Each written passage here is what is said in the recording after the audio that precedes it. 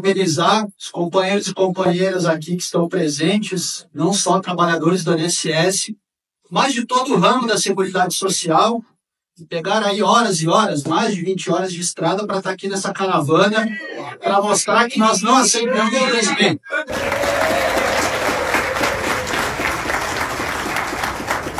E falar especificamente da greve do INSS. Na semana nós vamos já para 30 dias da greve.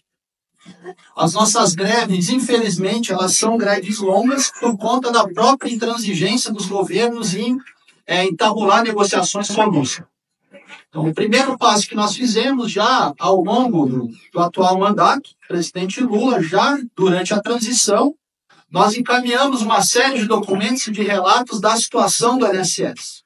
Então, ou seja, desde o início deste governo, nós temos encaminhado as nossas pautas, inclusive o acordo de greve de 2022, e não restou outra alternativa para a categoria que não fosse dar início a uma greve.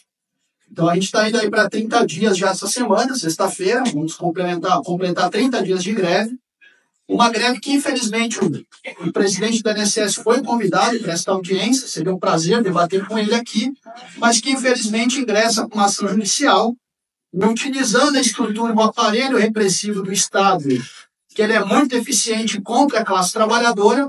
No dia seguinte, o STJ aí apresenta uma liminar com uma multa de 500 mil por dia contra as entidades sindicais, exigindo 85% de trabalhadores durante o período da greve. Só para lembrar que nem numa situação de não greve, vamos dizer assim, eu não vou dizer uma situação de normalidade, porque no caos estrutural do INSS, essa normalidade ela não existe, né? Todo mundo aqui que trabalha em uma agência ou trabalha no teletrabalho na concessão sabe o sufoco que é matar um leão por dia, muitas vezes, para conseguir analisar um processo. Então, não vivemos normalidade no INSS há muitos anos. Mas não temos nem 85% da força de trabalho trabalhando mesmo sem greve.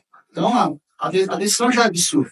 Então, ressaltar aqui que a FENASP, os sindicatos estaduais, as entidades representativas em nível nacional estão à disposição para fazer um processo de negociação, sim, democrático e respeitando o direito de greve dos trabalhadores.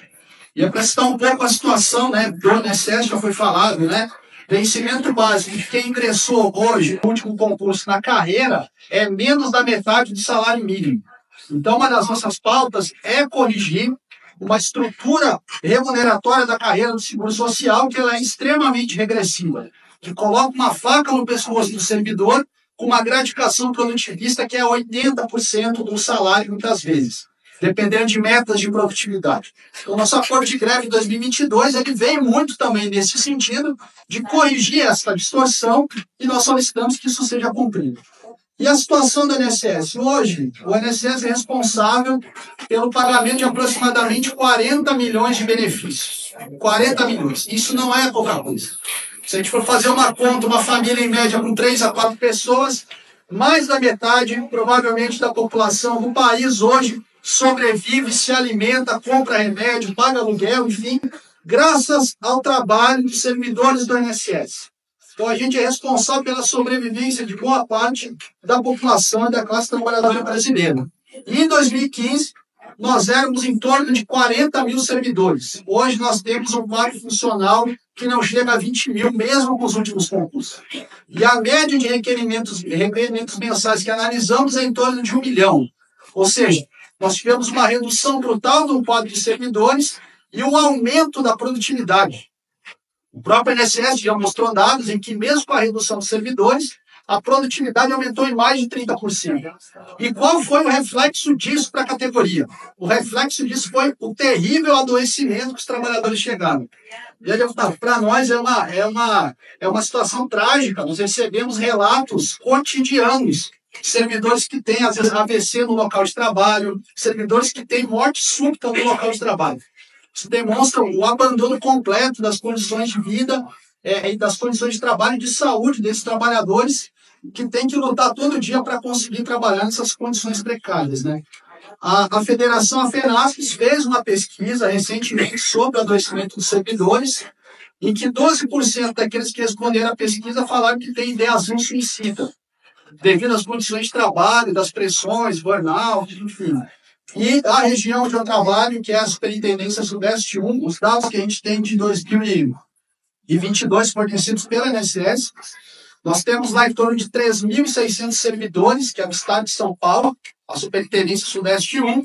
Nós tivemos em torno de 5.470 afastamentos, ou seja, mais de 100% do número de servidores, em torno de 150, ou seja, os afastamentos são recorrentes desses trabalhadores.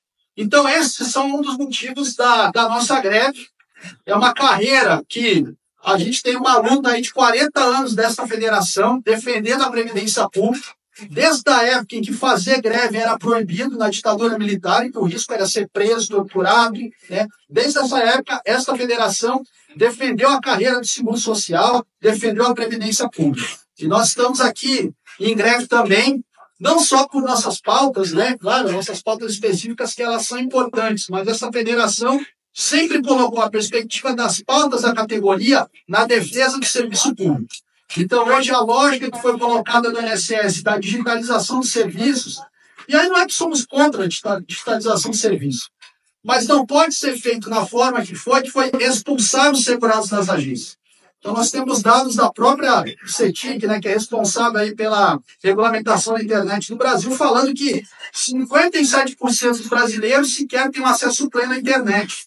Ou seja, essas pessoas não conseguirão ter acesso ao serviço da INSS. Então, estamos aqui na defesa do serviço público, na defesa da carreira, na defesa da recomposição salarial, porque entendemos que essa pauta é do conjunto da classe trabalhadora e a FENASPES não vai se furtar este debate. E fazer um pedido para os deputados aqui presentes, né?